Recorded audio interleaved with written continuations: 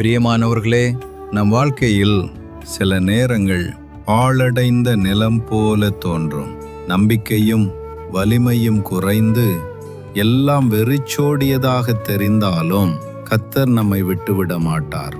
வேதம் சொல்கிறது, கர்த்தர் சீயோனுக்கு ஆறுதல் செய்வார், அவர் அதன் பாழான ஸ்தலங்களையெல்லாம் தேறுதல் அடையச் செய்து அதன் வனாந்தரத்தை ஏதேனைப் போலவும் அதன் அவாந்தர வெளியை கர்த்தரின் தோட்டத்தைப் போலவும் ஆக்குவார்.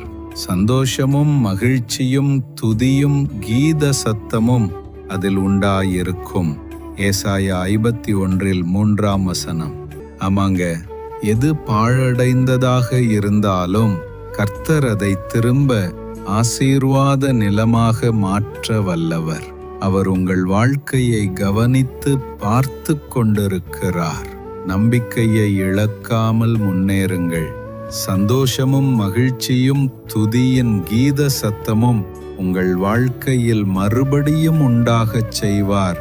நம்பிக்கையோடு இருங்கள். ஆமென். God bless you.